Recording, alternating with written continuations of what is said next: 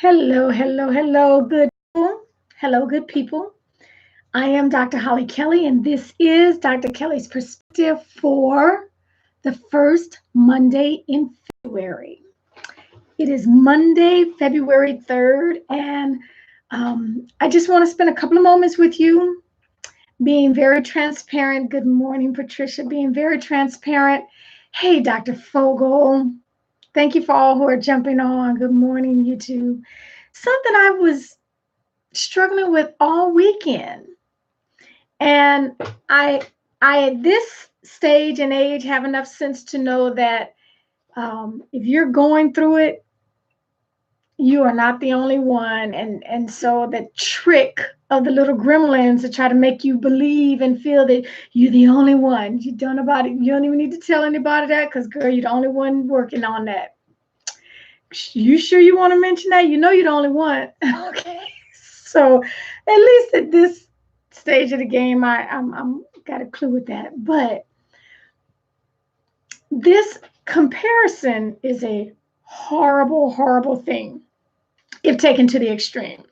Now you can admire someone, you can look to others, and we need to look to others and have them as an example and everything. But then there's a certain point when it twists and it becomes comparison. And so this is the reason I'm sharing this. This weekend, I had the hardest struggle, and I don't want to make it sound like it's in the past tense because this is actively being fought against. I had the hardest time at every turn beating myself up.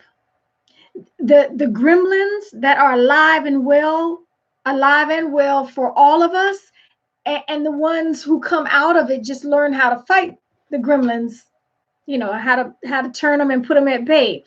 But feelings of inferiority and you're not good enough and oh my goodness, you don't know how to do that. And do you really think anybody look, you sent 3 messages to these people and nobody returned your message? No, nobody listening to you, and they're not even picking up. They're just being nice to you, and over and over and over and over again. I mean, I have been in a silent battle all weekend, and it just if we are not on alert to I think first of all, I think we have to know ourselves. I think we have to know ourselves well enough so that when those thoughts come in, you don't allow them to rest and root and get comfortable and move in. And they're not even there for a quick visit. They are moving in, they're bringing in their own furniture, they've taken,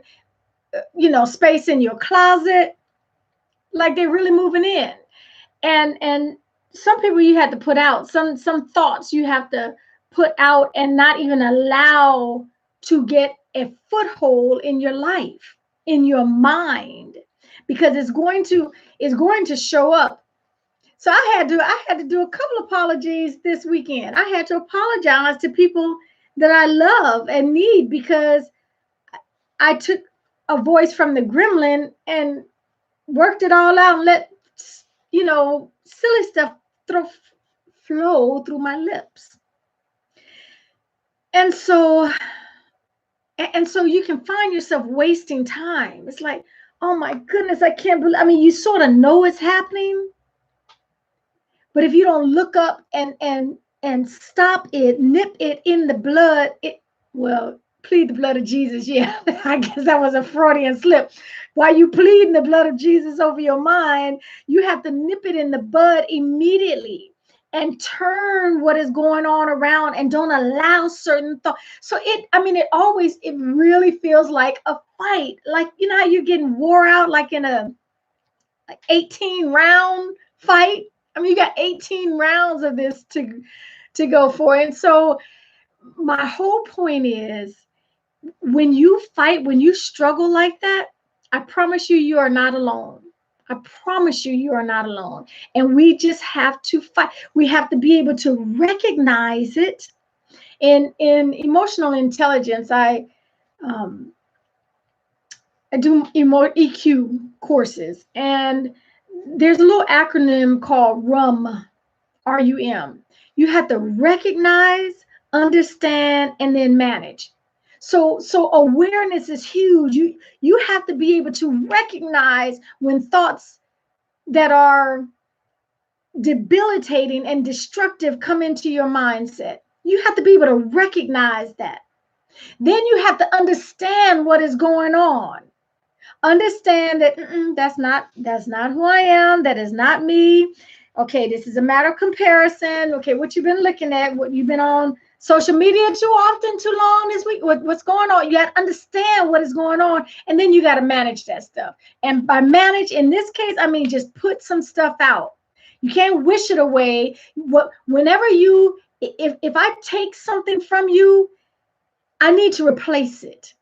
And that's the same thing when I thought. Sometimes we just like to clean up stuff and don't replace anything. That's not a good formula. Something's going to come back and fill it. And so when you are ridding yourself of negative thoughts, destructive thoughts, comparative thoughts, you need to rid them with the truth and replace the thoughts. Okay? Go speak some truth over yourself. Go listen to some truth. Get into the arena, change your arena, change your environment. Recognize, understand, and manage your stuff. So I just, we have to be able to do that. And so wherever you are, if you are all good and everything is good in the neighborhood, mwah. But there will be times, there have been, and there will continue to be times when you are bombarded with thoughts that are destructive, that are wasteful, that are vindictive, that are depleting, that will make you feel less than, fill in the blank. Okay. It's at that time, and it's with those thoughts that you have to understand what is going on. Recognize that you're not out here on your own, solo, just trying, you're the only one. You're in a big old ocean of water, and you're just hoping and just, please, can somebody see me? Can anybody? Yes, you're not alone.